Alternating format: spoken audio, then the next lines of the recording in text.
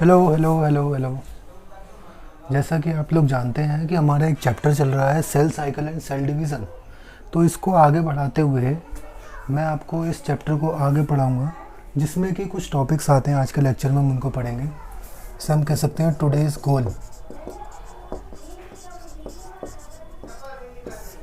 Today's गोल में आज की डेट में हम क्या क्या इस लेक्चर में कवर कर पाएंगे।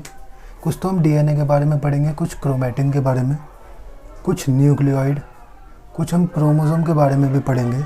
और जिस टाइप से इस चैप्टर का नाम है cell cycle and cell division, तो हम दो टाइप के हमारे पास सेल होते हैं, प्रोकैरियोटिक और यूकैरियोटिक सेल। बेसिकली दो टाइप के सेल होते हैं, प्रोकैरियोटिक सेल और यूकैरियोटिक सेल। तो हम प्रोकैरियोटिक सेल की डिवीज़न पढ़ेंगे, यूकैरियोटिक सेल की डिवीज़न क्या होती है ये पढ़ेंगे। फिर हम कुछ बात करेंगे सेल साइकिल के बारे में, फिर हम इसके बात करेंगे सेल साइकिल के फीचर्स के बारे में। फिर हम थोड़ी सी बात करेंगे फेजेस ऑफ सेल साइकिल्स के बारे में, कि सेल साइकिल के कौन कौन से फेजेस होते हैं। फिर इन फेजेस को डिटेल में पढ़ेंगे। फिर हम अमाउंट ऑफ डीएनए की बात करेंगे, अमाउंट ऑफ डीएनए किस फेज़ में कितना होता है और कितना बढ़ता है कितना कम होता है, उसके बारे में बात करेंगे। और एंड का टॉपिक आएगा हमारे पास G0 फेज। ठीक है, तो ये कुछ टॉपिक है, ये आज पढ़ाए जाएंगे। तो स्वागत है आप सब लोगों का।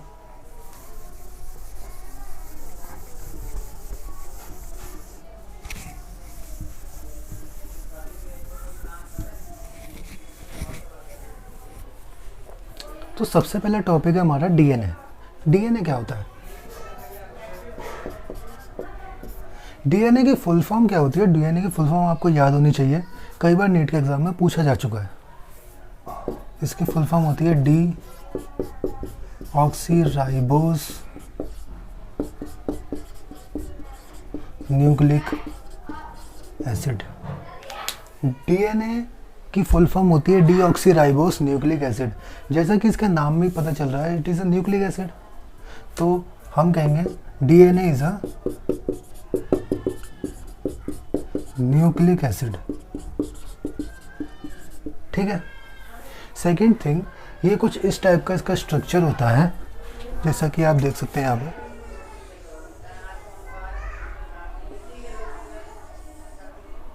ठीक है,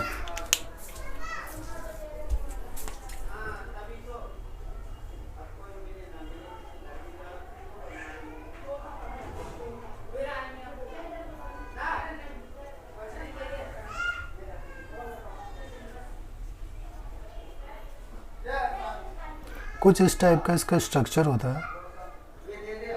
इस स्ट्रक्चर को डिटेल में आप लोग पढ़ेंगे मॉलिक्यूलर बेसिस ऑफ इनहेरिटेंस में, जो कि इसी बेस पे बात करता है। ठीक है, तो आपको दिख रहा होगा इसमें दो धागे टाइप के कुछ दिख रहे हैं।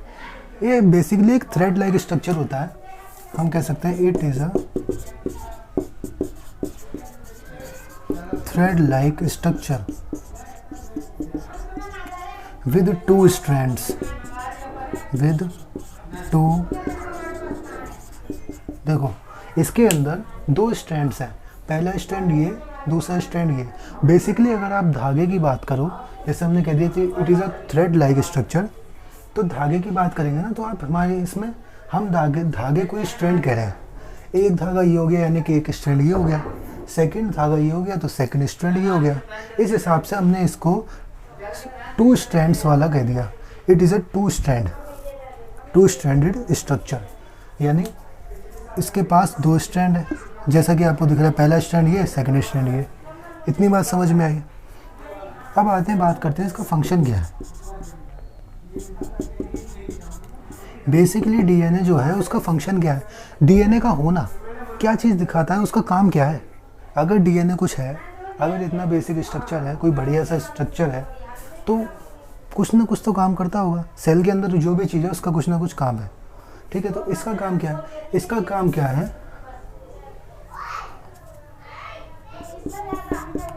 All basic process of cell. जितनी भी सारी की सारी बेसिक प्रोसेस या कोई भी प्रोसेस हो रही हो, चाहे सेल के अंदर कोई भी प्रोसेस हो रही हो, उसकी जो इन्फॉर्मेशन होती है वो कैसे, मतलब वो प्रोसेस कैसे करवानी है, कब तक करवानी है, कहाँ तक करवानी है, कैसे करवानी है, किस चीज़ से करवानी है, क्यों करवानी है, उसकी सारी इंफॉर्मेशन जो होती है ना वो केवल डीएनए के पास ही होती है। ये बात आपको समझ में आई? क्या होती है? इंफॉर्मेशन स्टोर होती है, इंफॉर्मेशन स्टोर होती है। ठीक है, इतनी बात समझ में आई यार। डीएनए के पास इंफॉर्मेशन होती है, ये बात तो हमको समझ में आई। और वो इंफॉर्मेशन क्या कर रही है? बेसिक प्रोसेस ऑफ सेल की, यानी जितने भी सेल के अंदर प्रोसेस हो रहे हैं उसके लिए इंफॉर्मेशन प्रेजेंट होती है। ठीक है, बात समझ में आ गई। बट ये इंफॉर्मेशन, इसके अंदर आप कहीं पे कह सकते हैं कि भाई इंफॉर्मेशन कहाँ पे स्टोर है? देखिए ये पूरा स्ट्रक्चर आपके सामने है, क्या आप कह सकते हैं यहाँ पे कहीं पे इंफॉर्मेशन स्टोर है? जीन के रूप में, जैसे मान लो मैंने ये पॉइंट कह दिया या फिर मैंने ये पॉइंट कह दिया, मैं दूसरे कलर से ले रहा हूँ। देखो मैंने ये पॉइंट ले लिया या फिर मैंने ये ले लिया, इसको मैंने जीन कह दिया। बेसिकली जीन होती क्या है? Gene is a function. DNA को हम एक स्ट्रक्चर कह सकते हैं। अगर हम एक स्टेटमेंट के बारे में बात करें, हम कह सकते हैं DNA is a structure and information, या फिर हम इंफॉर्मेशन क्या है? डीएनए तो हमने एक स्ट्रक्चर कह दिया, डीएनए की स्ट्रक्चर है, बट इसकी जो इंफॉर्मेशन है ना उसको हम जीन कह देते हैं। ठीक है, तो ये जो इंफॉर्मेशन है ना, इंफॉर्मेशन को हम लोगों ने जीन कह दिया। तो अब इसी में हम बात करेंगे व्हाट इज़ अ जीन। हम कहते हैं it is information, it is information of DNA. मतलब बेसिकली हम ये कह सकते हैं कि स्टेटमेंट कह सकते हैं DNA is structure, DNA is structure but the information of DNA is gene. ठीक है, हम ये वाला स्टेटमेंट आप लिख सकते हो, DNA is structure but the information of DNA is gene. DNA का स्ट्रक्चर है, डीएनए का और कुछ नहीं है, स्ट्रक्चर है। जैसे मान लीजिए ये मार्कर है, इस मार्कर के जैसा ये प्लास्टिक का इसका ढक्कन है, ये प्लास्टिक की इसकी बॉडी है, पूरा खोल के दिखाता हूँ लोग। ये देखो, ये ऊपर का ढक्कन इसका अलग है, ये इसकी जो निप कह सकते हैं हम, टिप, वो अलग है। ठीक है, ऐसी इसकी इंक अलग है, नीचे की बॉडी अलग है। तो ये इसको मिला के एक स्ट्रक्चर बनता है ना। मैंने इसको सबको मिला दिया और मैंने मान लो एक मार्कर बना दिया, एक मैंने मार्कर बना दिया। अब ये मार्कर जो है, इस मार्कर का कुछ काम होगा, मैं इसको लिखने के काम में ले रहा हूँ। मैंने इससे लिखा है, ये सब मैंने मान लो इसी मार्कर से तो लिखा है, इसी मार्कर से लिखा है। तो बेसिकली है क्या? ऐसी डीएनए की स्ट्रक्चर है, लेकिन जो उसके काम करना है, जैसे मान लो इस मार्कर से मैं लिख रहा हूँ, ऐसी डीएनए जो काम कर रहा है उसको हमने जीन कह दिया, उसको हमने जीन कह दिया। ठीक है, अब जैसे मैं बात करता हूँ, जैसे डीएनए के अंदर ना एक जीन है जो कि आई कलर को रिप्रेजेंट करती है। जैसे मेरी आंखों का कलर आपको दिख रहा होगा, मेरी आंखों का कलर, या अपनी आंखों का कलर देख लो, या अपनी वाली की आंखों का कलर देख लो, किसी का भी आंखों का कलर देखो, तो उस आंखों के कलर की ना एक जीन होती है। हमारे डीएनए के अंदर आंखों के कलर की जीन प्रेजेंट होती है। अब जो जीन प्रेजेंट होती है ना, वो क्या करेगी? वो इफेक्ट दिखाएगी। कैसा इफेक्ट दिखाएगी?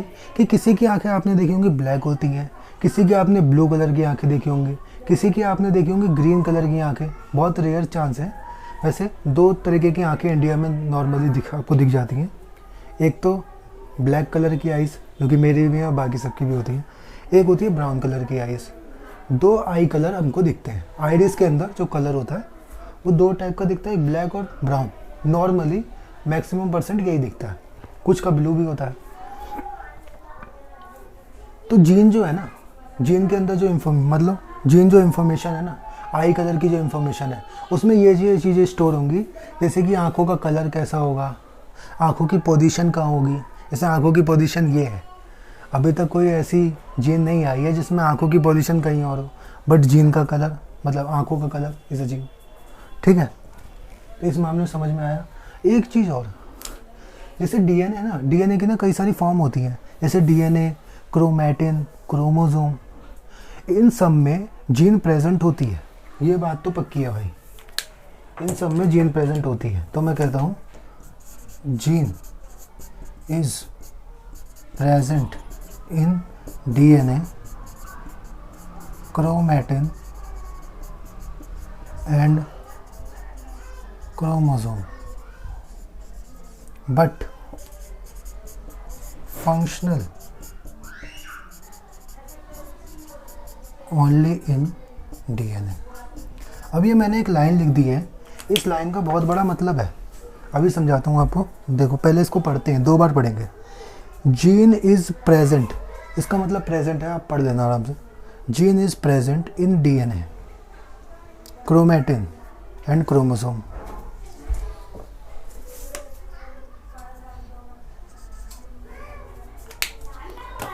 Gene is present in DNA, chromatin and chromosome.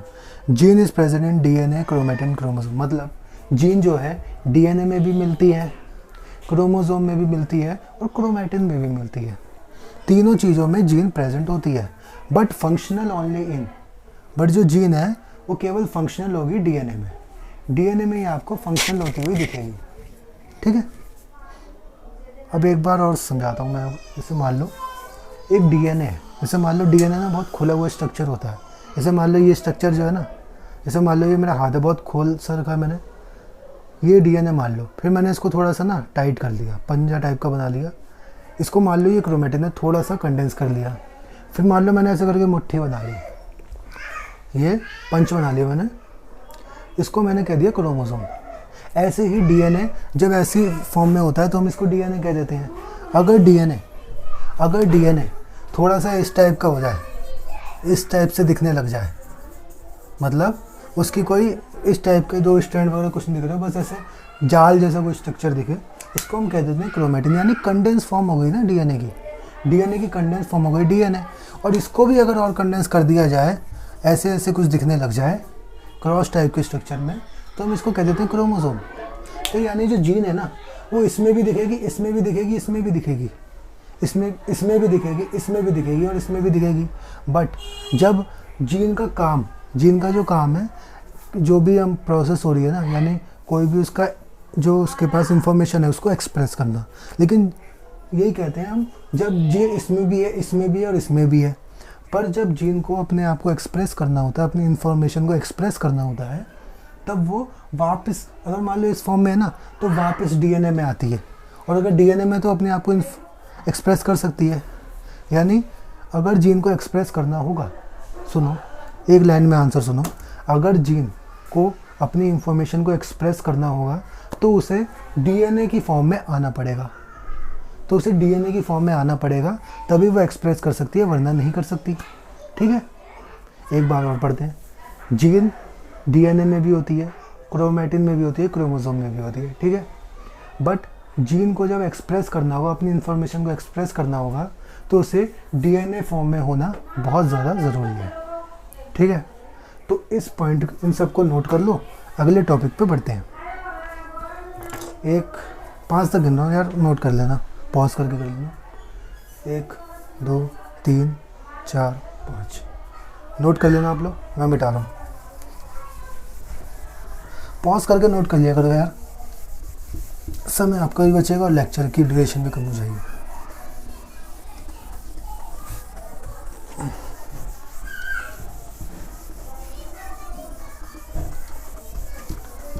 अब आगे का टॉपिक आता है जो कि डीएनए के बारे में बस थोड़ा सा आगे की तरफ लेके जाता है।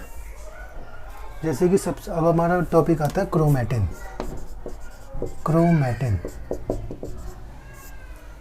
Chromatin basically nothing but is a condense form of DNA. एक डीएनए की, अगर हम डीएनए को थोड़ा सा कंडेंस कर दें, मान लीजिए डीएनए ऐसा दिख रहा है, एक सेकेंड यार, मज़ा नहीं आया इसमें, मज़ा आना चाहिए यार।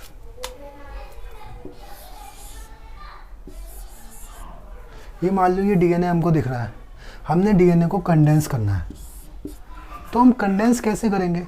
तो हमारे पास ना एक प्रोटीन होती है, जैसे मान लीजिए ये चीज़ है, कैसे बताऊँ, जैसे मान लो ये इसको मान लो एक, ये जो है ना ये मार्कर, ये एक प्रोटीन है, ये एक प्रोटीन है।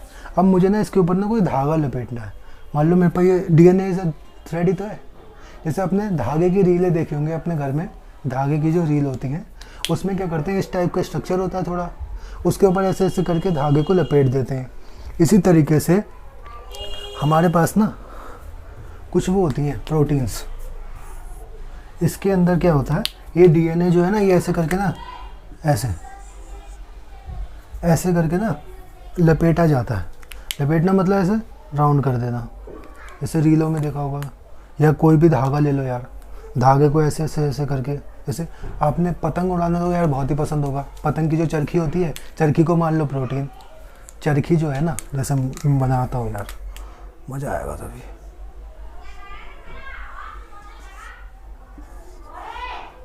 ये हो गई चरखी और ये हो गया प्रोटीन मान लो। मतलब चरखी को हमने कह दिया एक प्रोटीन, जैसे कि मैंने इसको बताया। और ये धागा जो हो गया ना मांझा जिसको हम कहते हो, ये हमने ऐसे ऐसे करके लपेटते हैं ना, ऐसे ऐसे करके लपेटते जाते हैं लपेटते जाते हैं लपेटते जाते हैं। तो इसी तरीके से हमारे पास कुछ प्रोटीन होती हैं और ये डीएनए जो कि थ्रेड लाइक स्ट्रक्चर है, इसको ऐसे करके राउंड करते रहते हैं। ऐसे प्रोटीन लगती जाती है और ये राउंड होता जाता है होता जाता है होता जाता है।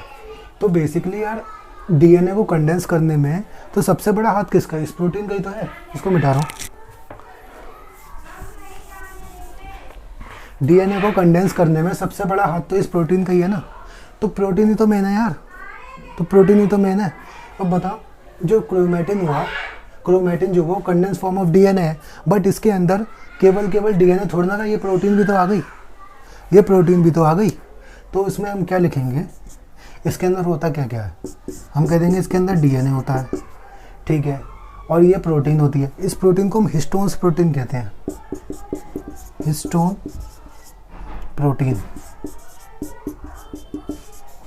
इस डीएनए इस प्रोटीन को हम हिस्टोन प्रोटीन कहते हैं। एक तो ये वाली प्रोटीन होती है और दूसरी प्रोटीन्स भी होती हैं जिसको हम नॉन हिस्टोन कह देते हैं, नॉन हिस्टोन्स बेसिक प्रोटीन। एक तो हिस्टोन्स प्रोटीन हो गई, एक हमने कह दी भाई नॉन हिस्टोन्स प्रोटीन, यानी एक हिस्टोन प्रोटीन होगी एक नॉन हिस्टोन प्रोटीन होगी, ठीक है। और कुछ थोड़ा बहुत आरएनए भी होता है इसके अंदर। अभी आरएनए क्यों होता है, कैसे आया, ये चीज़ आपको, ये वाले जो पॉइंट है ना, ये वाला, ये बहुत इंपॉर्टेंट पॉइंट है।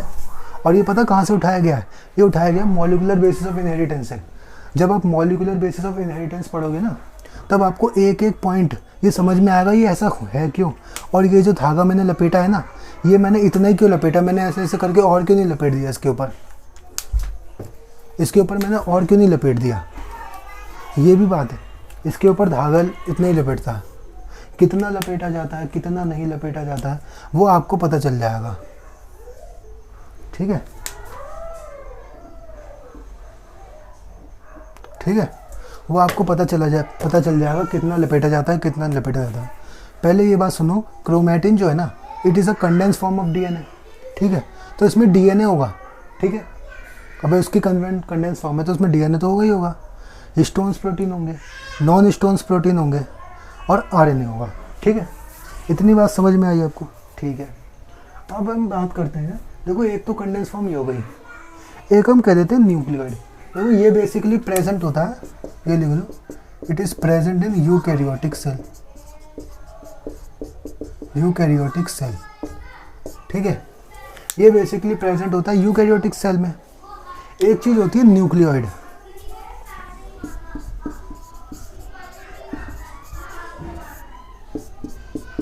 ये पॉइंट याद रखना, ठीक है। न्यूक्लियोइड जो है ना, it is also condense form of DNA, condense form of DNA. अच्छा एक बात और, अगर ये कंडेंस फॉर्म ऑफ डीएनए है, अगर ये जो न्यूक्लियोइड है ये कंडेंस फॉर्म ऑफ डीएनए है, तो इसमें डीएनए होगा, हाँ जी ज़रूर होगा। डीएनए के बिना तो कंडेंस फॉर्म कैसे कह सकते हो, डीएनए हुआ, बट इसमें हिस्टोन्स प्रोटीन नहीं होती है, इसमें केवल बेसिक प्रोटीन होती है, ये कह सकते हैं non histones protein, non histones protein, इसके अंदर यही होता है, या इसको हम बेसिक प्रोटीन भी कह सकते हो, basic protein, non stone basic protein कह लो या ये कह लो, ठीक है। ये होता है इसके अंदर। और ये बेसिकली न्यूक्लियोइड कहाँ पे प्रेजेंट होता है? प्रोकैरियोटिक सेल में होता है केवल। It is present in prokaryotic cell. Prokaryotic cell, prokaryotic cell में ये प्रेजेंट होता है। अब इतनी बात समझ में आई। अब इसको एक बार करो, नोट कर लो। अब आगे की बात पे आएंगे, ठीक है। Chromatin condense form of DNA. कुछ डीएनए ऐसा होता है, हम एक प्रोटीन के ऊपर ऐसे लपेट देते हैं तो डीएनए हो गया, इसके अंदर हिस्टोन्स प्रोटीन हो गए, नॉन हिस्टोन्स बेसिक प्रोटीन हो गए, आरएनए हो गया। इसी से जैसा मिलता जुलता कंडेंस फॉर्म ऑफ डीएनए होती है एक न्यूक्लियोइड, जो कि केवल प्रोकैरियोटिक सेल में प्रेजेंट होती है। और ये डीएनए, इसके अंदर डीएनए होता है और नॉन हिस्टोन्स प्रोटीन होते हैं, और या फिर उनको बेसिक प्रोटीन भी कह सकते हैं। नोट कर लो जल्दी से, ठीक है। मैं इसे रब कर रहा हूँ, पॉज करके नोट कर लेना।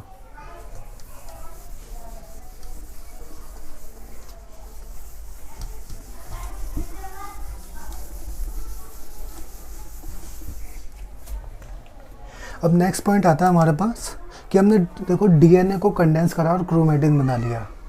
अब यार हमारा ना बात नहीं बन रही यार, क्रोमेटिन को भी क्यों? हमें और ज़्यादा कंडेंस चीज़ चाहिए, हमें इतने से भी मज़ा नहीं आ रहा, हमें और ज़्यादा कंडेंस चीज़ चाहिए। तो हमारे पास आती है एक चीज़, क्रोमोसोम। क्रोमोसोम, इसको हम कह देते हैं मोस्ट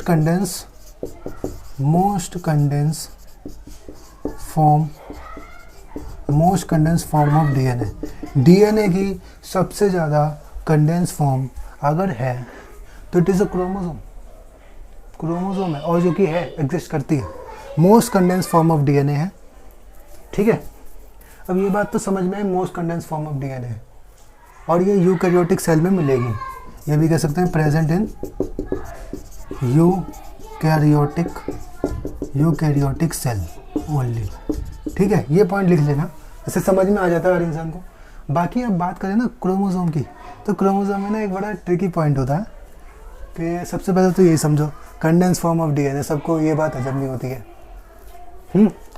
ये यूकैरियोटिक सेल में भी बहुत सारे फेजेस होते हैं। जब सेल साइकिल होती है ना, सेल साइकिल में बहुत सारे फेजेस होते हैं। तो ये केवल पता है कहाँ पे प्रेजेंट होता है? ये होता है present in M phase only. ये केवल एम फेज में प्रेजेंट होता है, ठीक है। केवल ये एम फेज में प्रेजेंट होता है। ये बात याद कर ली, ये 3 पॉइंट याद कर लो, ठीक है। अब एक बहुत बढ़िया बात बताने जा रहा हूँ, सुनो यार। जब हमारे पास सेल के अंदर डीएनए है, ठीक है, सेल के अंदर डीएनए है, तो यार जब हम ये सब देख रहे थे, जब साइंटिस्ट ये सब सर्च कर रहे थे, उनके पास बढ़िया बढ़िया माइक्रोस्कोप आए, जब उन्होंने चेक करा यार ये डीएनए है, इसी की इसको थोड़ा सा कंडेंस कर दिया नेचर ने, इसको हमने क्रोमोसोम कह दिया, क्रोमेटिन कह दिया, उसको और ज़्यादा कंडेंस कर दिया तो हमने उसको क्रोमोसोम कह दिया। बट यार नेचर को इस सब की ज़रूरत क्यों पड़ी? इसको कंडेंस करने की ज़रूरत क्यों पड़ी है? यार बिना कंडेंस करे भी तो काम हो सकता है। ऐसी क्या बात हुई जिसको कंडेंस करा गया? तो बात करते हैं, देखो जो सेल का जो साइज़ होता है ना, वो होता है माइक्रोमीटर्स में। सेल का जो साइज़ होता है ना, वो माइक्रोमीटर में होता है। और एक डीएनए की लेंथ पता है कितनी होती है? 1.2 मीटर। और डीएनए की लेंथ होती है 1.2 मीटर। अब एक बात बताओ, कोई बहुत ही ज़्यादा छोटी चीज़ है, माइक्रोस्कोपिक चीज़ है यार ये, और 1.2 मीटर। 1.2 मीटर कितना होता है? देखो मेरी हाइट जो है, मेरी हाइट से थोड़ा सा कम, ठीक है, 1.2 मीटर। सोच रहे हो इतनी बड़ी चीज़ इतने छोटे से सेल में, यानी माइक्रो, आप अपनी आंखों से देख भी नहीं सकते, माइक्रोस्कोप की ज़रूरत पड़ेगी, ठीक है। तो जब इतना बड़ा डीएनए है, इसको इसके अंदर फिट करना है, और उसके बाद आगे का काम भी करना है, इसमें सेल डिवीज़न भी करनी है, सेल साइकिल भी सारी करनी है। तो इस वजह से इसको कंडेंस करा जाता है, और ज़्यादा कंडेंस करा जाता है, ठीक है। ये बात समझो। अब आपके जो स्कूल के टीचर्स होंगे, वो आपसे एक सवाल पूछेंगे, बहुत बढ़िया वाला, कि जब इतने डीएनए जब है तो उसको कंडेंस करने की ज़रूरत क्या पड़ी। अब आप बुद्धू की तरह बैठे मत रहना, मुंह पे जवाब देना कि सेल का जो साइज़ होता है वो माइक्रोमीटर में होता है और डीएनए की लेंथ होती है 1.2 मीटर। इसको इसके अंदर रखने के लिए हम इसको कंडेंस फॉर्म करते हैं। अब टीचर आपसे एक बात और पूछेगा कि यार जब डीएनए है तो क्यों ज़रूरत है, डीएनए भी तो रखा हुआ है, जब डीएनए रखा हुआ है तो क्यों। तो उनसे कहो कि जब सेल साइकिल होगी, सेल की डिवीज़न होगी, तो उस फॉर्म में इतने बड़े डीएनए का इधर उधर करना तो दिक्कत हो जाती है। इस वजह से हम इसको कंडेंस करके रखते हैं, क्योंकि जब सेल डिवीज़न होती है ना तब क्रोमोसोम काम होता है। अभी आगे और पढ़ोगे, तो आगे जब और पढ़ोगे ना तो टीचर को ना बहुत बढ़िया तरीके से आप आंसर दे सकते हो, ठीक है। तो अगर मैं इसको एक टॉपिक बना लूँ, अगर मैं इसको एक टॉपिक या क्वेश्चन कह के लिख लूँ, why we need to condense the DNA, why we need to condense the DNA, तो आप इसका आंसर बना के लिख सकते हो। आदत तो है बना के लिख रहे हो यार, कब से बना के लिख रहे हो, पढ़ के जाते नहीं हो, सब कुछ बना के ही लिखते हो, ठीक है। लिख सकते हो कि सिंस और नॉर्मल या सेल का साइज़ जो है वो माइक्रोमीटर में होता है, तो डीएनए की length, but DNA length is, चलो मैं लिखता हूँ, मज़ा आएगा है। सिंस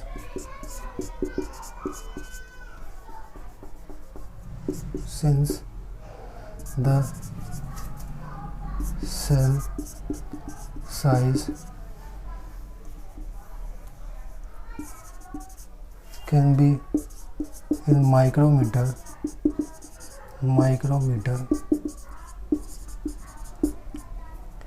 but and DNA, या बट कैसे कुछ भी लगा लो यार तुम उससे, but DNA length is 1.2 metre, जो कि एक बहुत बड़ी लेंथ है। So we need to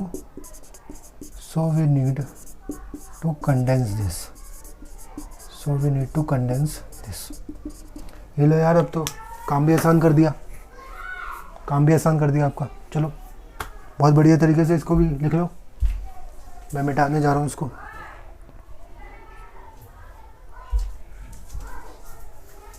pause कर लो, नोट कर लो।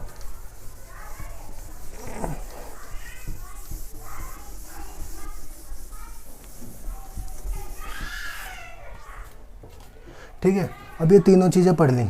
अब थोड़ी सी चीज़ बता रहा हूँ, देखो ये डीएनए है, लिख भी देते हैं। इसको मैंने कंडेंस किया,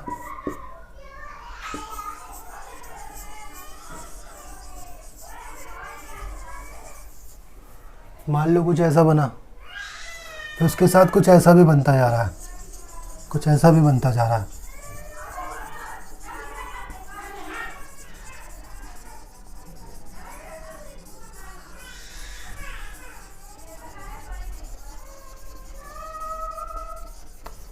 कहो यार क्या बनाते जा रहे हो, कुछ समझ में नहीं आ रहा। अब देखो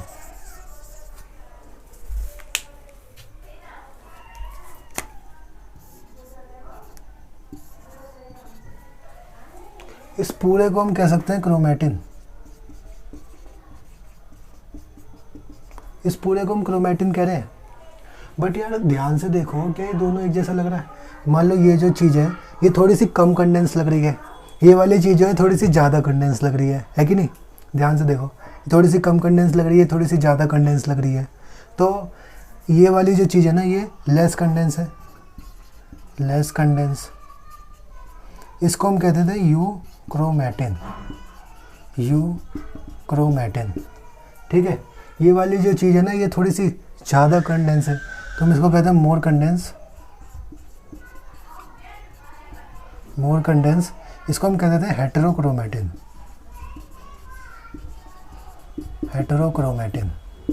ठीक है, ये लेस कंडेंस है, इसको हमने यूक्रोमैटिन कह दिया। ये वाला पार्ट थोड़ा सा इसका क्रोमेटिन का ये वाला पार्ट थोड़ा सा ज़्यादा कंडेंस है तो हमने इसको हेट्रोक्रोमेटिन कह दिया। ठीक है, वैसे तो मैंने इस फॉर्म में दिखा दिया है, वैसे इस फॉर्म में दिखाते नहीं हैं। अगर मैं आपको बताऊं तो कुछ ऐसे फॉर्म में दिखाते हैं। ये यूक्रोमेटिन हो गया और फिर मैंने इसी के आगे, क्योंकि प्रोटीन में लिपटता है ना, ये प्रोटीन में राउंड किया जाता है ना।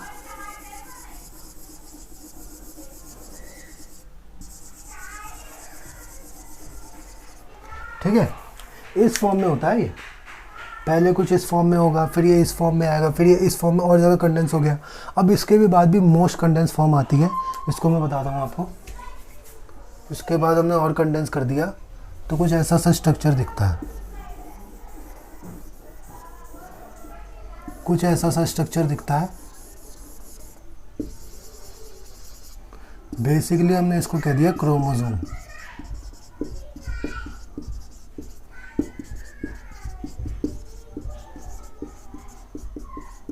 मोस्ट कंडेंस, इसके आगे नहीं है भैया कुछ, ये सबसे ज़्यादा कंडेंस चीज़ है, इसके आगे कोई चीज़ नहीं है, ये समझ लो।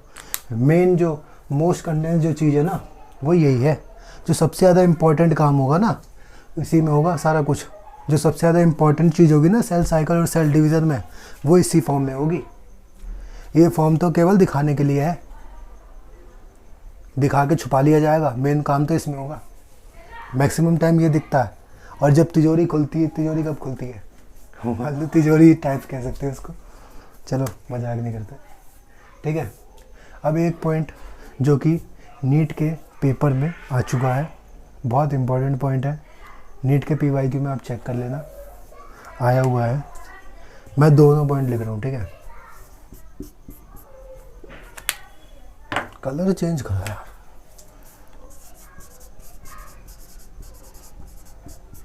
Euchromatin is transcriptionally active और heterochromatin is transcriptionally inactive। ठीक है,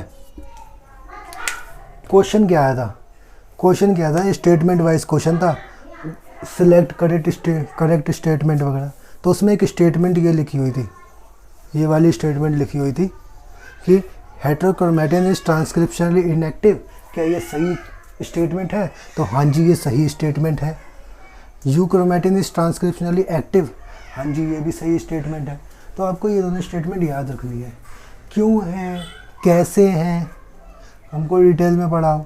डिटेल में भाई पढ़ाया जाएगा, लेकिन उसके लिए उस चैप्टर तक पहले पहुंचो तो सही। इसमें मैं और डीप चला जाऊंगा फिर कहोगे यार समझ में नहीं आ रहा है। तो फिलहाल के लिए ना ये वाली जो दोनों लाइन है ना, इसको एक रट्टू तोते की तरह, तोता होता ना तोते की तरह रट लो इसे। इन दोनों लाइन को रट्टा लगा लो, रट्टा लगा लो। स्पेलिंग देख लेना यार, मुझे इसकी स्पेलिंग नहीं आती। ठीक है, रट्टा लगा लो। ये दोनों लाइन याद होनी चाहिए, बहुत इंपॉर्टेंट लाइन है। ये समझ लो, ये दोनों लाइन बोल के ना आप अपने स्कूल में हीरो बन सकते हो, 0 से हीरो। याद कर लो। ठीक है, पॉज कर लो और नोट कर लो, मिटा रहा हूँ।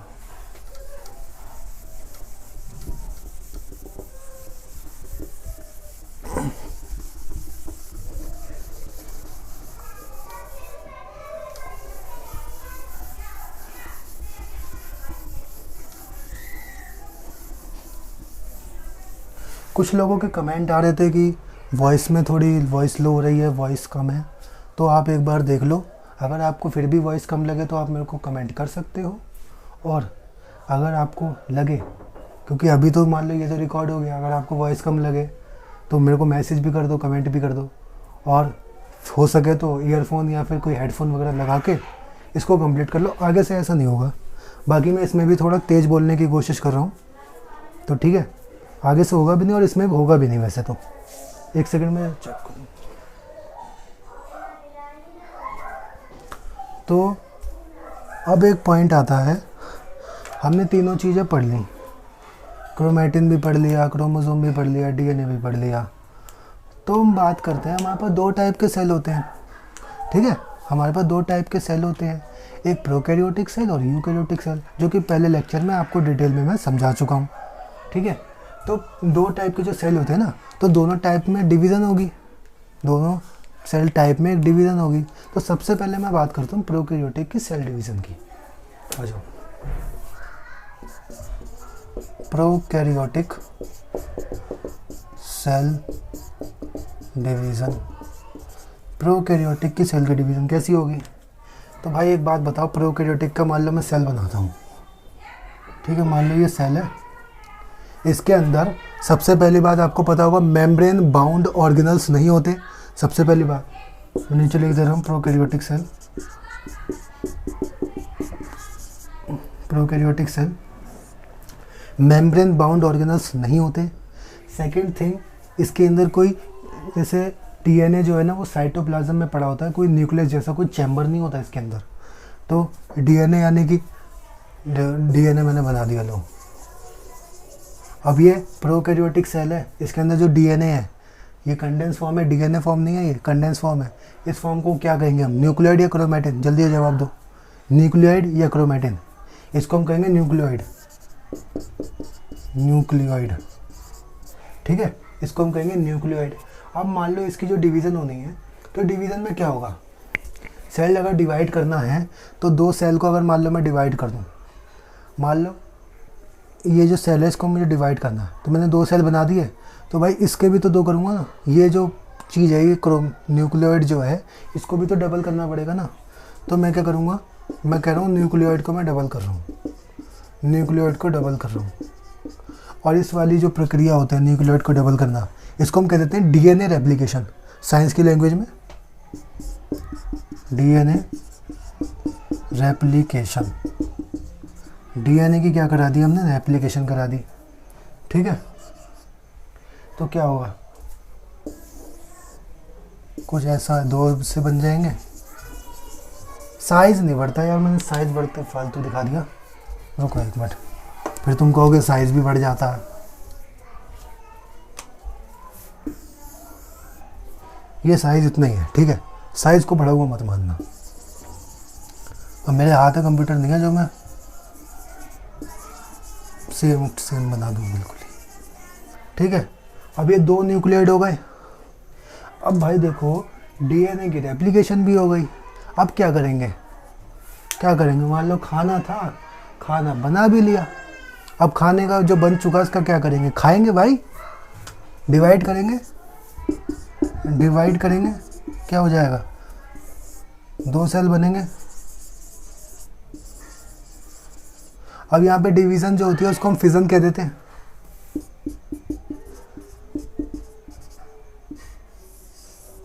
ठीक है। सेल डिवीज़न जो यहाँ पे हो रही है ना उसको हम फिजन कह देते हैं। आई समझ में? अब एक बार समझाता हूँ डीप बात में, ठीक है। एक सेल है जिसको हमने प्रोकैरियोटिक सेल किया, उसके अंदर जो डीएनए हमने उसको न्यूक्लियोइड को हमने डबल कर दिया, दो न्यूक्लियोइड आ गए हमारे पास। फिर हमने इसको दो सेल में तोड़ लिया और सेल डिवीज़न को हमने कह दिया इसके अंदर फिजन, ठीक है।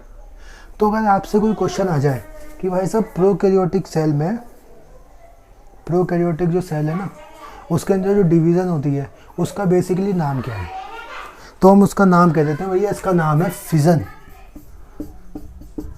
फिजन, फिजन से सेल डिवीज़न होती है, बाय फिजन बीच में तोड़ देना, इस तरीके से, ठीक है।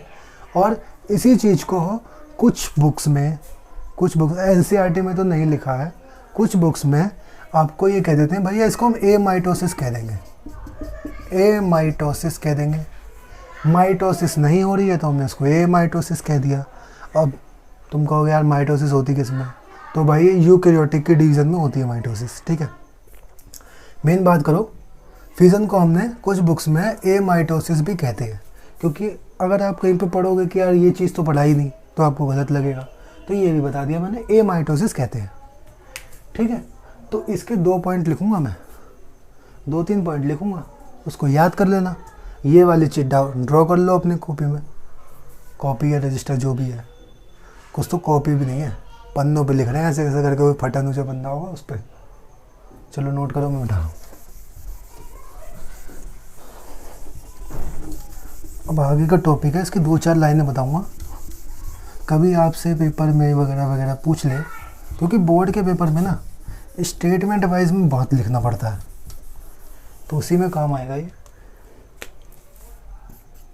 तो इस prokaryotic cell division also known as, पहले तो ये लिख लो, occur by fission also known as amitosis. और इस एमाइटोसिस के अंदर एक बात बताना, क्या यहाँ पे मैंने क्रोमोसोम बनाए हैं, क्रोमैट यानी न्यूक्लियोइड की फॉर्म में काम हो गया ना, क्रोमोसोम की ज़रूरत तो नहीं पड़ी, तो हम कह सकते हैं क्रोमोसोम नॉट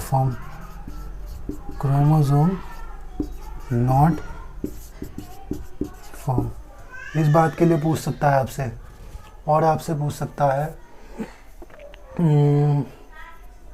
क्रोमोसोम फॉर्म नहीं हुए, और हम कह सकते हैं एक इम्पॉर्टेंट पॉइंट आता है कि for prokaryotic cell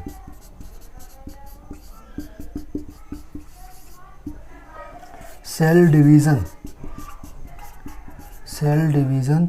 is both growth and reproduction. Cell division दोनों चीज़ होती है ग्रोथ एंड रिप्रोडक्शन के लिए। ये मेन इंपॉर्टेंट पॉइंट है, इस पे 2-4 स्टार लगा लो, कभी आपसे पूछ सकता है, क्योंकि इंपॉर्टेंट पॉइंट है यार, पूछा जाता है। मेन अगर बात करो इस पूरे में तो यही है। क्या है देखो, प्रोकैरियोटिक सेल के अंदर सेल डिवीज़न बोथ है, ग्रोथ भी है, रिप्रोडक्शन भी है, ठीक है। अकर बाय फिजन होता है, आल्सो नोन एज एमाइटोसिस।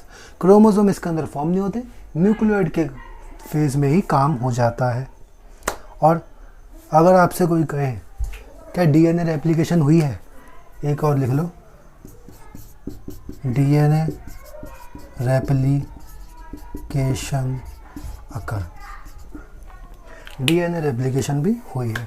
अगर आपसे कोई कहे कि प्रोकैरियोटिक सेल के डिवीज़न के बारे में कुछ बताओ, तो ये सब लिख देना, हो सके तो डायग्राम बना देना, कितने भी नंबर का क्वेश्चन हो भाई पूरे नंबर मिलेंगे, ठीक है।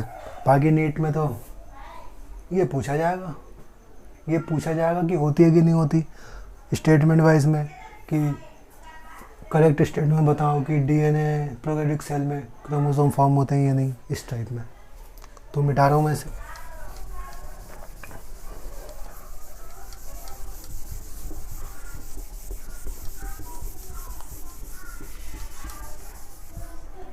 अच्छा, मैं सोच रहा हूँ इसकी जो लेक्चर की जो ड्यूरेशन है ना, उसको 1 घंटे तक ही रखते हैं, ज़्यादा लंबा ना फिर दिक्कत देता है, ठीक है। तो जल्दी से मैं इसको कवर अप करता हूँ।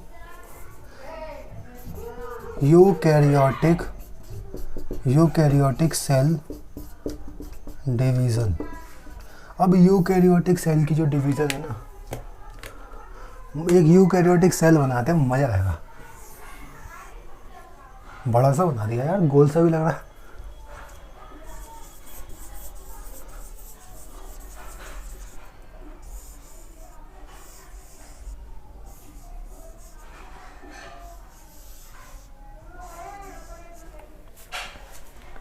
इसको हमने कह दिया यूकैरियोटिक।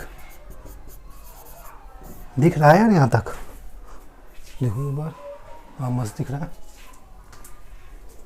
इसको हमने यू कह दिया यूकैरियोटिक सेल। अब जो इसके अंदर ये पड़ा हुआ है, इसको हम क्या कह देंगे, क्रोमैटिन कहेंगे ना, क्योंकि यहाँ पे यूकैरियोटिक सेल है। डीएनए की कंडेंस फॉर्म को यूकैरियोटिक सेल में हम क्रोमैटिन करते हैं, अभी वो भी पढ़ा है। चलो कोई नहीं, नया पढ़ा दूंगा। न्यूक्लियस के अंदर पड़ा हुआ है, ये न्यूक्लियस की मेम्ब्रेन है, इनको हम न्यूक्लियर मेम्ब्रेन कहते हैं। न्यूक्लियस की 2 मेम्ब्रेन होती है, ठीक है। अब देखो ये इतनी बड़ी चीज़ है, इसके अंदर हम पता क्या पढ़ते हैं, वी हैव टू डिस्कस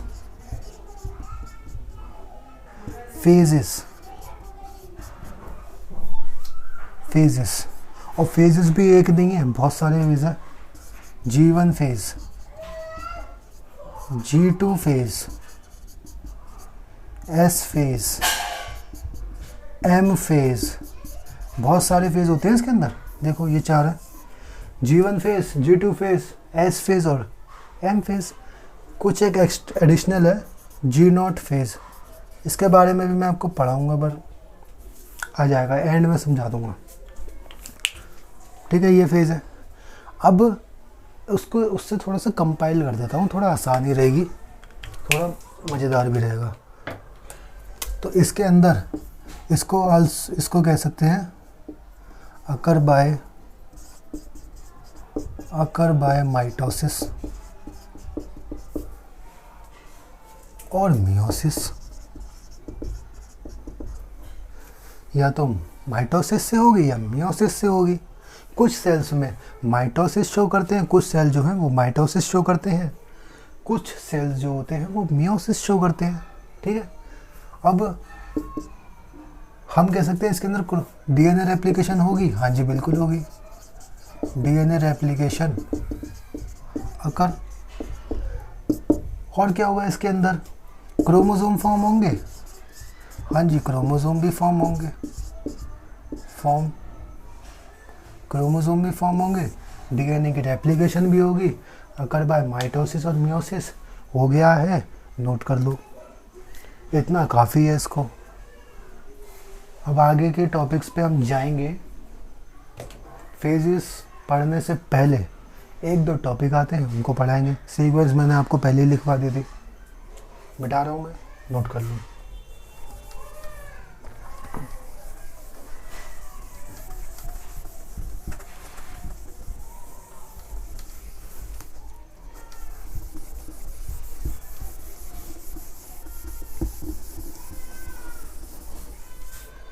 अच्छा, कोई भी आपको गड़बड़ लगे करे ना लेक्चर के अंदर, तो आप बताया करो।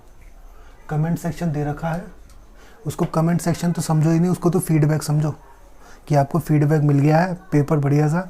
इसमें आपको जो बोलना है वो बोलो, जो गलत लगा वो गलत बोलो, जो सही लगा वो सही बोलो, लेकिन एब्यूसिव लैंग्वेज का उपयोग ना करो तो ज़्यादा अच्छा है। ज़्यादा अच्छा क्या यार, ज़्यादा तुम्हें बोलोगे तो मार करोगे। चलो कोई नहीं, आगे बढ़ते हैं। सेल साइकिल पे बात करते हैं।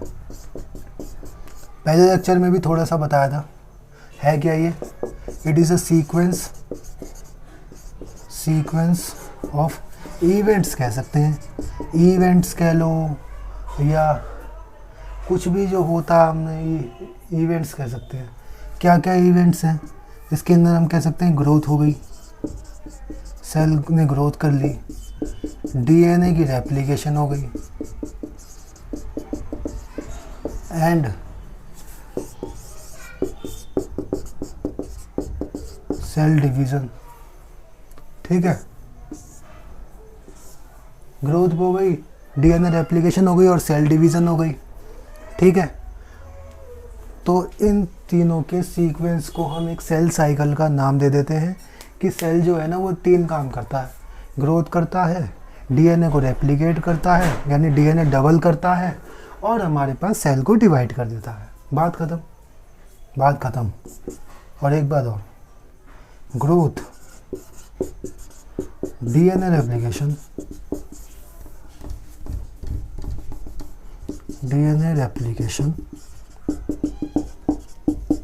Cell division. Growth, DNA replication, cell division, all are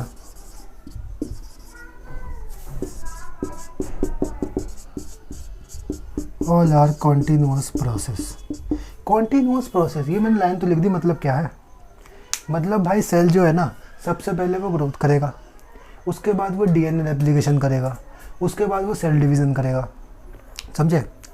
ऊबड़ खाबड़ नहीं करेगा, पहले वो ग्रोथ ही करेगा। ये नहीं है कि पहले वो डीएनए रेप्लिकेशन करेगा या बाद में ग्रोथ करेगा। ठीक है, तो एक इस सीक्वेंस में चलेगा खेल, पहले ग्रोथ, फिर डीएनए रेप्लिकेशन और फिर सेल डिवीज़न। ठीक है, अब इसके कुछ फीचर्स होते हैं, या फीचर या इम्पॉर्टेंट पॉइंट कह सकता हूँ मैं। इम्पॉर्टेंट पॉइंट कहना मेरे को ज़्यादा पसंद है। Important points of cell cycle. पहला, it is under genetic control. Genetic control के अंदर है, सारा काम ना जीन कर रहा है। मैंने कहा था ना जीन के अंदर बहुत ताकत है। जीन जो है ना, ये जो भी कुछ हो रहा है ये जीन करवा रहा है, सारा काम जीन करवा रहा है। ये तो कुछ नहीं है, ये तो सिर्फ दिख रहा है इनको। हम पढ़ रहे हैं कि ऐसा हो रहा है, ऐसा हो रहा है, ऐसा हो रहा है। करवाने वाला कौन है? हेड मास्टर कौन है भाई? जीन है, जीन। ठीक है, it is under genetic control. Second thing हम कहते हैं इट इज़ कोऑर्डिनेटेड इवेंट। अब कोऑर्डिनेटेड इवेंट को ना मैंने क्या करा, चालाकी से ना जो पहले लिखा था उसी को लिख दिया। ये जो मैंने लिखा था ना कॉन्टिन्यूअस प्रोसेस, इसी को मैंने कोऑर्डिनेटेड इवेंट में लिख दिया। एक थोड़ा सा अच्छी लैंग्वेज में लिख दिया। बेसिकली कोऑर्डिनेटेड इवेंट का मतलब क्या है? मतलब ये है, ये जो सीक्वेंस है ना, ये growth, DNA replication, cell division, ये तीनों एक सीक्वेंस के साथ चलेंगे। ऐसा नहीं है कि कोई सा भी पहले हो जाएगा। बस इसका यही मतलब है, और कुछ मतलब नहीं है। ज़्यादा डीप मतलब ना निकालें। आगे बढ़ते हैं, ये इसको नोट कर लो। आगे बढ़ते हैं जल्दी से बढ़िया वाले अगले टॉपिक पे।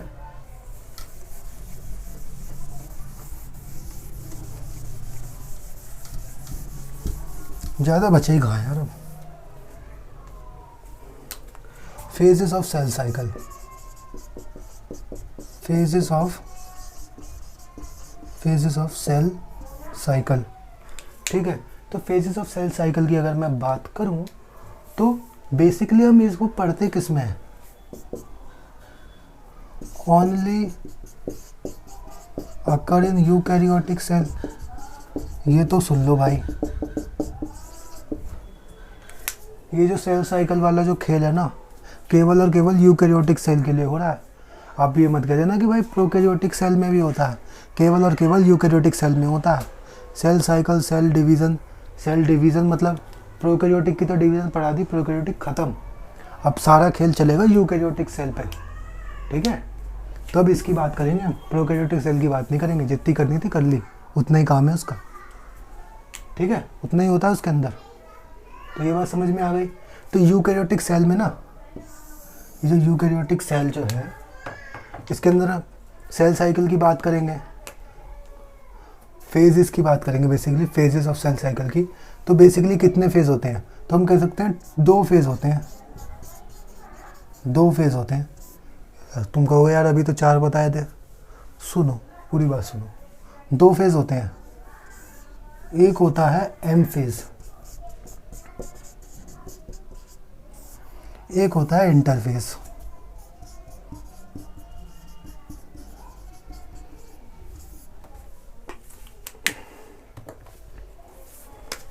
एम फेज का मतलब होता है मीन्स माइटोसिस। अब सुनो, एम फेज की कभी कभार तो मियोसिस भी होती है और माइटोसिस भी, दोनों चीज़ होती है। यानी मियोसिस भी होती है, माइटोसिस भी होती है। बट हम एम फेज का जनरली नाम लिख देते हैं माइटोसिस वाला फेज। क्यों लिखते हैं? क्योंकि भाई अगर मान लो कहीं पर 100 सेल तुमको दिख रहे हैं, 100 सेल दिख रहे हैं, तो ये देखा जाता है कि 100 में से 95 सेल तो केवल और केवल माइटोसिस कर रहे हैं, केवल 5 सेल मियोसिस कर रहे हैं। तो याद रखो कि हाँ जी, मियोसिस भी होती है। एम फेज में मियोसिस भी आएगी, माइटोसिस भी आएगी, बट हम जनरली इसका नाम माइटोसिस ही कहते हैं।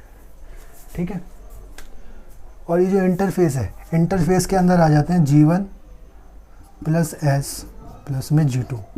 ये 3 फेज आ जाते हैं इसके अंदर। ठीक है, माइटोसिस, इंटरफेस। अब इसके अंदर जो माइटोसिस हो रही है ना, इसके अंदर भी 2 फेज होते हैं। एम फेज के अंदर भी 2 चीज़ें होती हैं। एक तो होती है, हम कह सकते हैं कैरियोकाइनेसिस। सेकेंड चीज़ हम कह सकते हैं साइटोकाइनेसिस।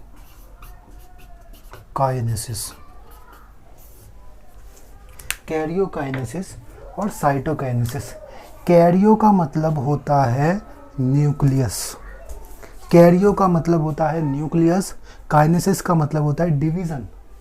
कैरियो का मतलब होता है न्यूक्लियस, काइनेसिस का मतलब होता है डिवीज़न। तो हम बेसिकली यहाँ पे क्या करेंगे, न्यूक्लियस डिवाइड करेंगे, न्यूक्लियस डिवाइड करेंगे, ठीक है। साइटोकाइनेसिस, साइटोकाइनेसिस क्या है, साइटो मतलब साइटोप्लाज्म, साइटोप्लाज्म को डिवाइड करेंगे, ठीक है। अब भाई ये तो इंटरफेस की अपने बात तो कर ली, G1S और G2, इसको अभी डिटेल में भी पढ़ लेंगे। बट अगर हम बेसिकली बात करें इंटरफेस के बारे में तो ये है क्या, और एक सेल साइकिल को अगर हमको दिखाना हो तो हम कैसे दिखाएंगे। तो ये देखो, एक गोला बनाया मैंने, तुम गोला बना लेना, मेरे से तो बन गया, तो ट्राई करते हैं, शायद बन जाए। बन गया यार, ठीक है। कहता हूँ G1S, G2 और M, ठीक है। इसको हम एक सेल साइकिल करते हैं जो कि इस फॉर्म में चलती है, ठीक है, इस फॉर्म में चलती है, पहले G1 फिर S फिर G2 फिर M, ठीक है। ये बात समझ में आ गई। अब मैं कहता हूँ इंटरफेस, बेसिकली इंटरफेस कहाँ से, इस पॉइंट से ऐसे घूम के गए, सारा काम करा और कहाँ तक आ गए, यहाँ तक, ठीक है। यहाँ से गए और यहाँ तक का। तो इसके अगर मैं कहूँ इट इज़ अ टाइम, या टाइम कह लो, कुछ बुक्स में इसको गैप भी लिख देते हैं, gap between start of cell division, start of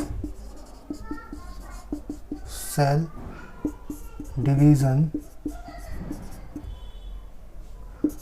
up to, sorry गलत लिख रहा हूँ,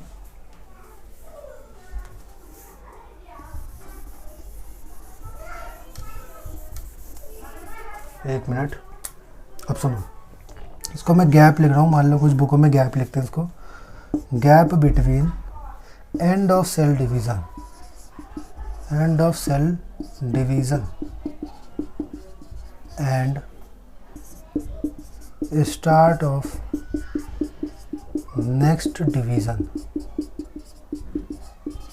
अब सुनो, सेल डिवीज़न क्या, एम फेज, एम फेज कहाँ पे ख़त्म हुआ, एम फेज यहाँ पे ख़त्म हुआ, यहाँ पे एम फेज ख़त्म, तो कह रहे हैं एंड ऑफ सेल डिवीज़न, यानी ये वाला point, to gap between end of cell division और स्टार्ट ऑफ नेक्स्ट डिवीज़न, इन दोनों के बीच का, यहाँ से एंड हुआ, यहाँ पे स्टार्ट हुआ डिवीज़न का, तो ये जो बीच का जो टाइम, या इसको हम गैप कह सकते हैं, ये जो है इंटरफेस कहलाता है।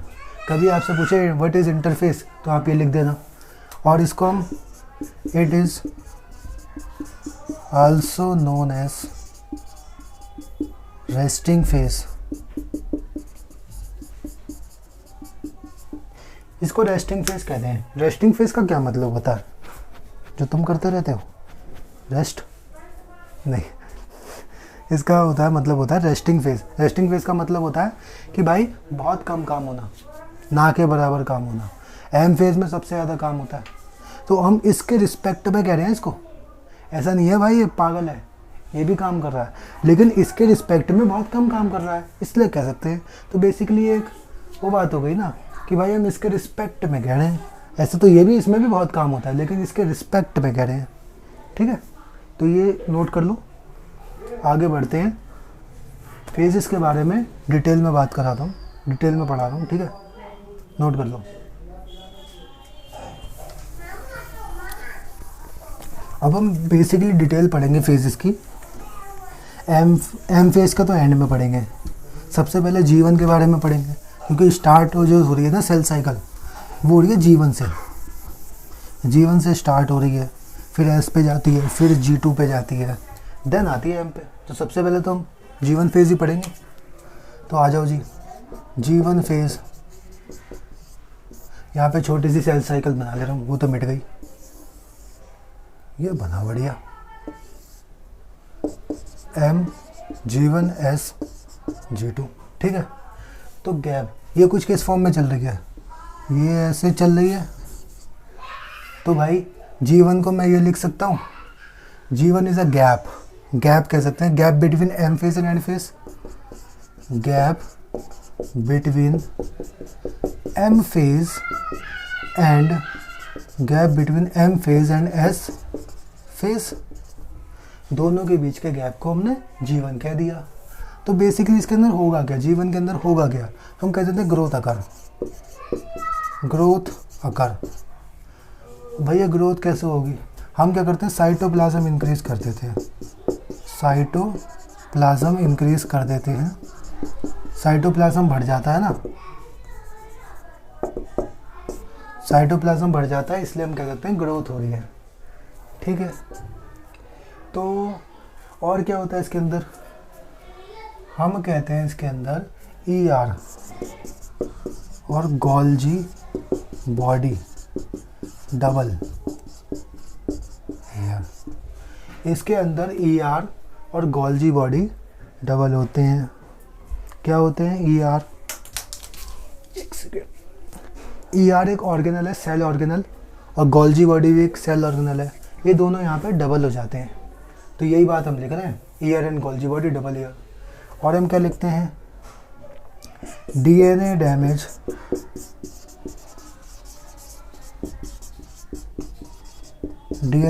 रिपेयर।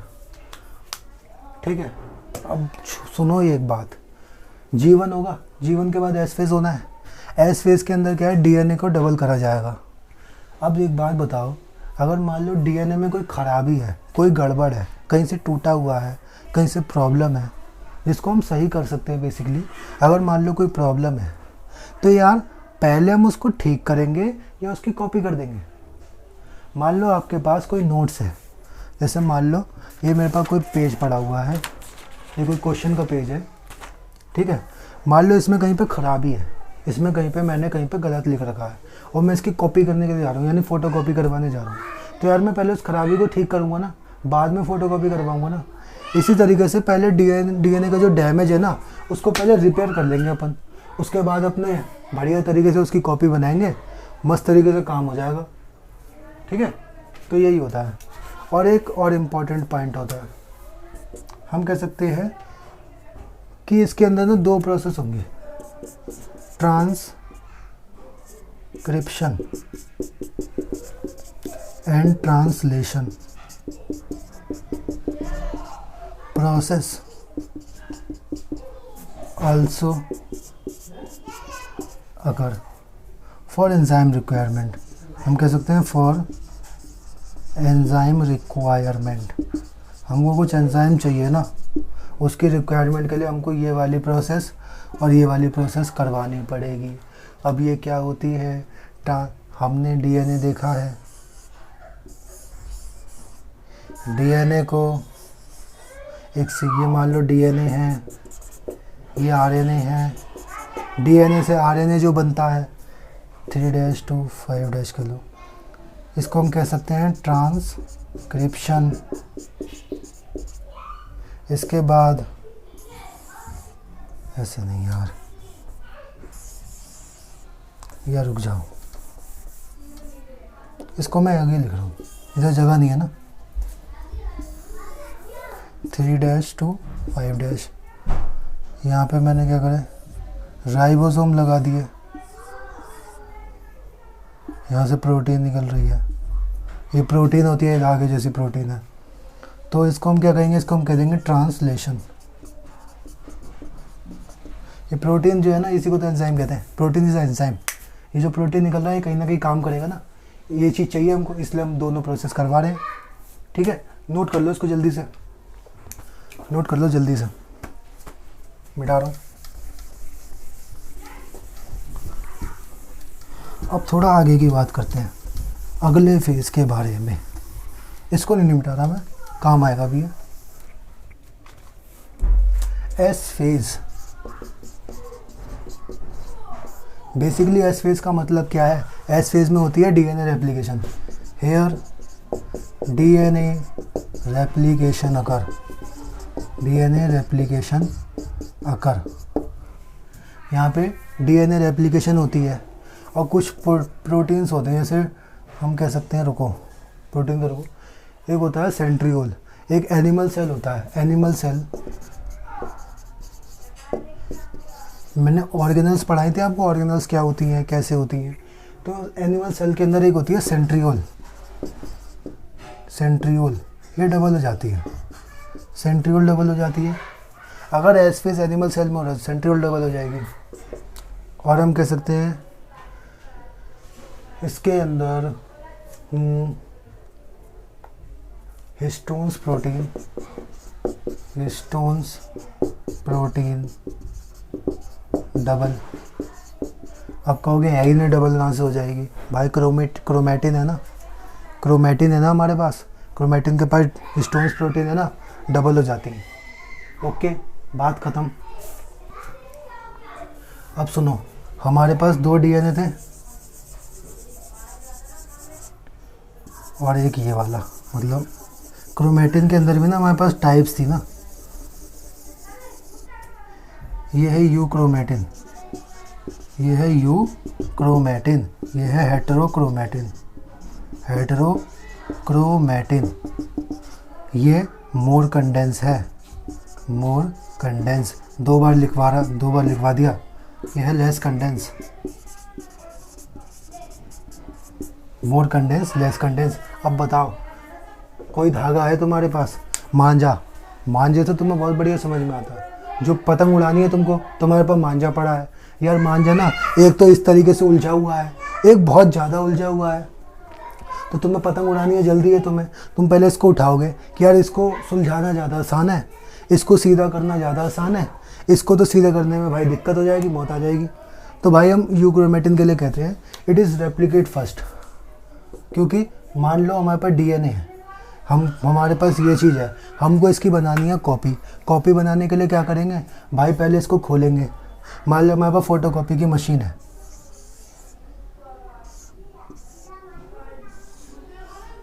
ये फोटोकॉपी की मशीन है। इस डब्बे को उठाएंगे, इतना सा डिब्बा है, इतना सा डिब्बा है फोटोकॉपी करने का।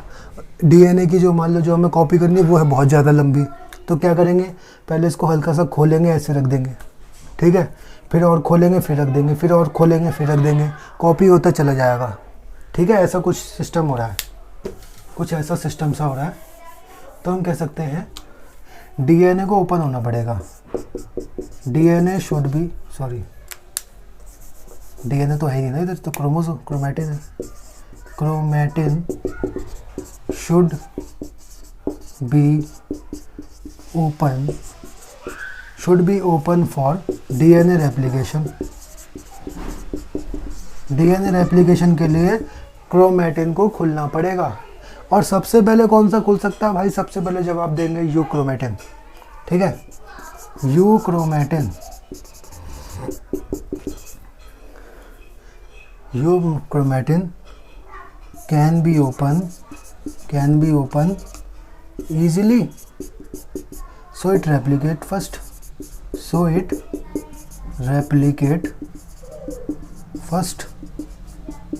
थोड़ी राइटिंग गड़बड़ा रही है, देख लेना। Euchromatin can be open easily, सबसे पहले खुल जाएगा। तो भाई सबसे पहले रेप्लिकेट भी तो यही होगा। और ये कैसे रेप्लिकेट हो जाएगा, पहले तो पहले यूक्रोमैटिन रेप्लिकेट होगा, बाद में ये होने होगा, बाद में ये होगा, पहले तो यूक्रोमैटिन रेप्लिकेट होगा। ये बात याद रखना, ये क्वेश्चन आ सकता है, बहुत इंपॉर्टेंट पॉइंट है। स्टार लगा दे रहा हूँ दोनों कलर से। बड़ा अलग सा बन गया यार, ठीक है। ये वाला क्वेश्चन आ सकता है, रेड पेन गिर गया, चलो कोई नहीं। ये वाला क्वेश्चन आ सकता है, याद रखना, ठीक है। एस फेज हो गया। एस फेज के बाद हम आते हैं आखिरी फेज पे। आखिरी फेज तो नहीं है, मतलब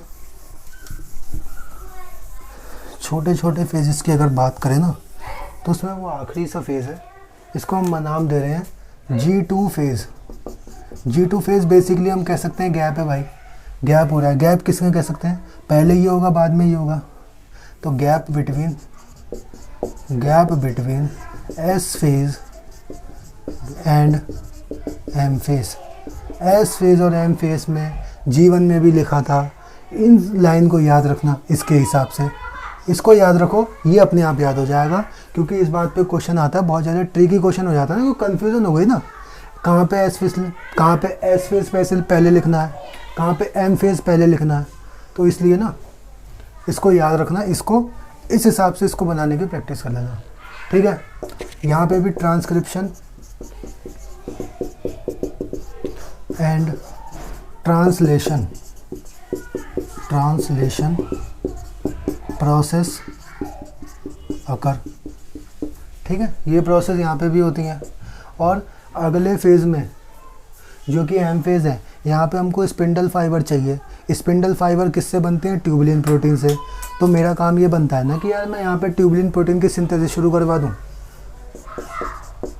ट्यूबुलिन प्रोटीन सिंथेसिस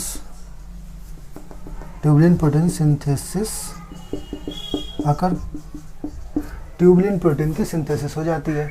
तो बेसिकली मैं ये नहीं कहना इस वाले के हिसाब, अगर मैं इस वाले को ध्यान में रखूं तो मैं ये नहीं कह रहा कि cell prepare itself for M phase.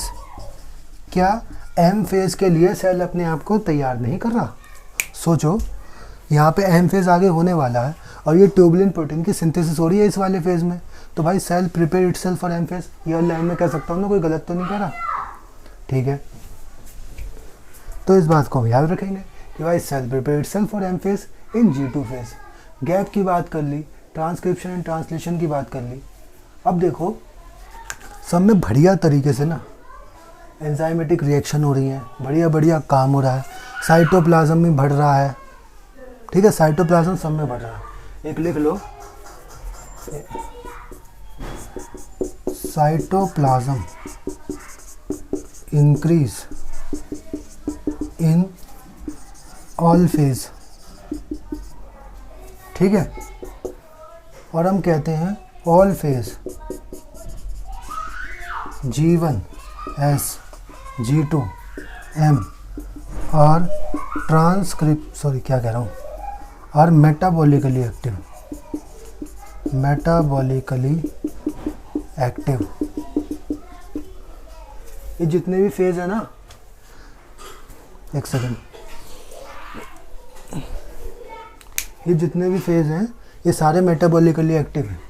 तो इतनी बात आपको समझ में आई। मैंने तीनों फेज पढ़ा दिए, G1 भी पढ़ा दिया, S भी पढ़ा दिया, G2 पढ़ा दिया। यहाँ पे ये G2 ख़त्म हो जाता है। ये पॉइंट को याद समझना कि भाई सारे के सारे मेटाबॉलिकली एक्टिव है। मेटाबॉलिकली एक्टिव मतलब क्या? मेटाबॉलिकली एक्टिव हमको सीधा दर्शाती है कि भाई ये सारे जो फेज हो रहे हैं ना, ये लिविंग है, ठीक है। ये बात दर्शाती है, बस और कुछ नहीं है। इसको नोट कर लो, आगे के पॉइंट पे पढ़ते हैं, ठीक है। मिटा रहा हूँ, थोड़ा सा पॉइंट रह गया, ज़्यादा सा नहीं रह गया। अराउंड हमने सारे के सारे टॉपिक अपने कवर कर लिए हैं। इसको मिटा दे रहा हूँ, इसकी ज़रूरत अभी नहीं है। अब बात कर लेते हैं ज़रा आगे छोटे से पॉइंट की। एक सेकंड, टाइमिंग देख लो, ठीक है। तो यार इसको यहीं तक रखना है, क्योंकि टाइम ज़्यादा हो गया। देखो 1 घंटा 10 मिनट की करीब वीडियो हो चुकी है, यहीं तक रख रहे हैं, ठीक है। अगले लेक्चर में और ज़्यादा डीप में पढ़ेंगे और माइटोसिस भी मैं इसी अगले लेक्चर के अंदर कवर करवा दूंगा। तो मज़ा आया हुआ तो, अगर मज़ा आया हो तो बता देना कमेंट में। अगर कोई भी आपको दिक्कत लगे या आपको ऐसा लगे कोई भी टॉपिक आपको नहीं पढ़ाया गया, तो आप बिल्कुल कमेंट के अंदर ऐसा करके लिख देना, बढ़िया तरीके से कैपिटल लेटर में लिखना। मैं ज़रूर पढ़ूँगा और रिप्लाई भी ज़रूर दे दूँगा, ठीक है। वॉइस का बता देना, सबसे पहली चीज़ वॉइस का बता देना। सेकंड चीज़, आप मेरे को कोई भी प्रॉब्लम हो या आपके कोई टीचर ने या आपके किसी कोचिंग में कोई चीज़ बताई गई हो कि हाँ जी ये भी चीज़ होती है, तो आप मुझे बता देना टॉपिक लेकर कि आपने ये वाला टॉपिक नहीं पढ़ाया।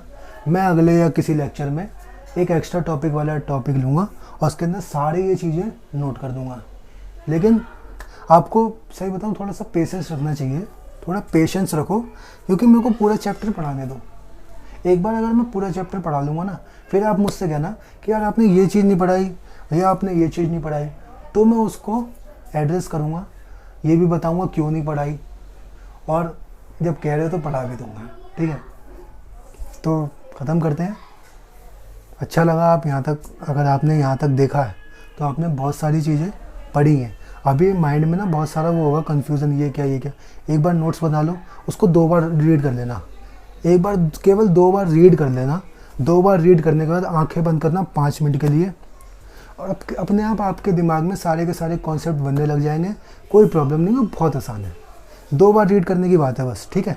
एक बार एनसीईआरटी रीड कर लेना, एनसीईआरटी की बुक तो पता होगी ना, cell cycle and cell division के नाम से चैप्टर है, पढ़ लेना थोड़ा सा। तो चलते हैं फिर, अगले लेक्चर में मिलेंगे। Good bye, Radhe Radhe.